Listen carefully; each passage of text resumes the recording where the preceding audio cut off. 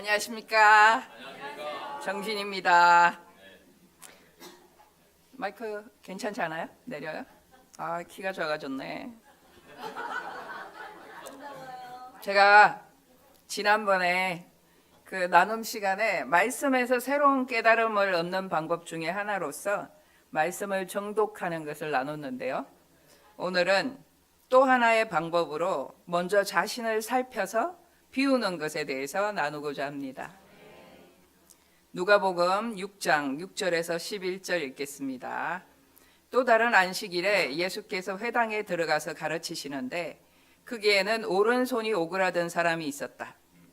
율법 학자들과 바리새파 사람들은 예수를 고발할 구실을 찾으려고 예수가 안식일에 병을 고치시는지 엿보고 있었다. 예수께서 그들의 생각을 아시고 손이 오그라든 사람에게 말씀하셨다. 일어나서 가운데 서라. 그래서 그는 일어나서 섰다. 예수께서 그들에게 말씀하셨다. 너희에게 물어보겠다. 안식일에 착한 일을 하는 것이 옳으냐? 악한 일을 하는 것이 옳으냐? 목숨을 건지는 것이 옳으냐? 죽이는 것이 옳으냐? 예수께서 그들을 모두 둘러보시고서 그 사람에게 명하셨다. 네 손을 내밀어라. 그 사람이 그렇게 하니 그의 손이 회복되었다. 그들은 화가 잔뜩 나서 예수를 어떻게 할까 서로 의논하였다. 특히 복음서에서는 알만한 사람들이 실제로는 듣지도 못하고 보지도 못하고 깨닫지도 못하는 장면들을 종종 보게 됩니다. 여기 나온 율법 학자들과 바리새파 사람들도 예수님을 앞에 두고 깨닫지를 못합니다. 일생을 힘써 성경을 연구하면서 기다리고 기다리던 메시아가 바로 앞에 있는데 이 장면에서 그들은 예수님의 가르침을 들을 수 있었을까요? 그때 회당에서 가르치셨잖아요. 들리지 않았을 것 같아요. 어떨 때 우리가 서로 대화할 때도 소통되지 않는다고 느낄 때가 있지 않습니까? 때로는 같은 내용을 말하는데도 상대방을 질타하면서 얘기하는 사람도 있어요. 자기 속에 자기가 너무 꽉 차면 상대방의 말이 들어올 틈이 없는 거죠. 이 자리에 있는 율법학자들과 바리새파 사람들은 예수를 고발할 구실을 찾는데 신경이 온통 쏠려 있었어요. 그러니 아무리 놀라운 가르침이라도 그들에게 들어올 리가 없었겠죠. 그들이 노린 대로 예수님은 안식일임에도 불구하고 손이 오그라든 사람을 고쳐주셨습니다. 고발할 기회를 잡았어요. 그런 기분이 좋아야죠.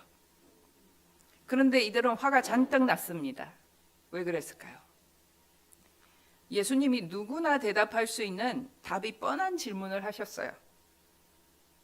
안식일에 착한 일을 하는 게 옳으냐, 악한 일을 하는 게 옳으냐? 근데 그들은 대답을 못했습니다. 이런 그들의 의도대로 진행이 됐는데 예상 못한 뭔가가 그들의 마음에 탁 걸려버리고 말았던 거죠. 마음이 아주 불편해졌어요. 그런데 마음에 뭐가 걸린다는 것은 아주 좋은 기회이기도 합니다. 바꿀 수 있으니까요.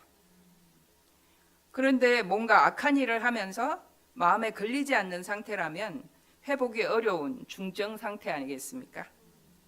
그러니 그때라도 아니면 집에 돌아가서라도 아니면 그 다음 날이라도 마음에 걸리는 게 무엇인지 그들 자신을 살폈어야 했습니다. 그랬다면 훗날 그들의 악의가 하나님의 계획에 사용되지 않았을 수도 있잖아요. 모든 사람은 하나님의 계획에 쓰입니다. 제 기도 중에 하나는 제 선의가 하나님의 계획에 쓰이게 해달라는 겁니다. 가장 부패하기 쉬운 것이 사람의 마음이라고 하잖아요. 저 사람을 어떻게 할까 하기 이전에 먼저 내가 왜 화가 났는지, 무엇을 원하는지, 내가 두려워하는 건 무엇인지, 어디에 서 있는지, 하나님이 보시기에 내 자신은 어떤 모습인지 돌아봐야 하지 않았겠습니까? 하나님은 공동체가 어떤지보다 각 사람의 마음과 행위를 살피는 분이십니다. 이렇게 자기 자신에 대해서 캄캄한 사람이 하나님의 말씀을 들을 수 있겠습니까? 안개 속을 걷는 것 같지 않을까요? 저는 말씀을 읽기 전에 글을 씁니다. 제 마음속을 먼저 들여다봅니다. 뭔가 찜찜하거나 유쾌하지 않은 마음이 있다면 이게 어디서 온 거지? 내가 갈등하는 게 뭐지? 때로는 오지랖이 넓어서 다른 사람들의 여러 다양한 형태의 일을 돌아보기도 합니다. 사람들과 교제를 하면 돌아볼 게 많아요. 철이 철을 날카롭게 하듯이 사람이 사람을 날카롭게 한다고 하죠. 그냥 자연스럽게 되는 게 아니에요. 생각해야죠. 특히 주일을 보내고 나면 들여다볼 것이 많아서 예배에 나온 성경 구절이 많기라도 하면 제 마음을 살피고 그 다음에 성경 말씀을 읽으면서 묵상하고 나서는 지쳐요. 그래서 기도하기 전에 휴식이 필요할 때도 있습니다. 제 마음에 꽉 찬 것들을 써보면서 분별하고 어떻게 하면 좋을까 생각도 해보고 제 감정선을 정리하고 나서 말씀을 듣습니다. 그러면 하나님의 말씀을 통해 지혜를 깨닫는 경우가 많습니다. 때로는 바로 그 시간에, 때로는 며칠 지나서 말씀을 통해 제가 가져야 할 마음과 태도들을 배우게도 됩니다. 저도 듣는 것이 둔해졌을 무렵에 어떤 책에서 글을 써서 자신의 머리를 비워내야 새로운 것들이 들어갈 수 있다는 걸 배워서 그렇게 하기 시작했던 것 같아요. 제가 되게 젊고 아름답게 보이지만 제자가 된 지가 벌써 30년이 지났고요. 제가 하나님께로 갈 날도 더 가까워지고 있습니다. 그럼에도 불구하고 하나님은 저에 대한 기대를 조금도 꺾지 않으신다는 걸 보여주십니다. 네 아버지가 완전하시니 니도 완전해라. 네 아버지가 자비로우시니 니도 자비로워라. 선하신 것처럼 선하여라. 거룩해라. 완전하고 성숙하라고 하십니다.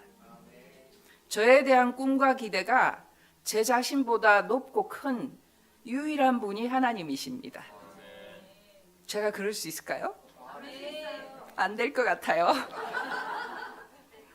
그런데 그 기대에 미칠 수 있는지 없는지가 아니라 하나님 우리 아버지는 당신의 말씀을 따라 오늘 제가 나아가는 그 한 걸음을 귀히 여기시는 분이십니다. 그러니 세상 끝날까지 저를 살피고 비워내서 매일 그분을 들을 수 있고 매 순간 동행할 수 있다는 그 자체가 소중한 일이겠죠. 오늘도 저에게 한 걸음 나아가게 하시는 주님께 감사를 드립니다. 들어주셔서 감사합니다.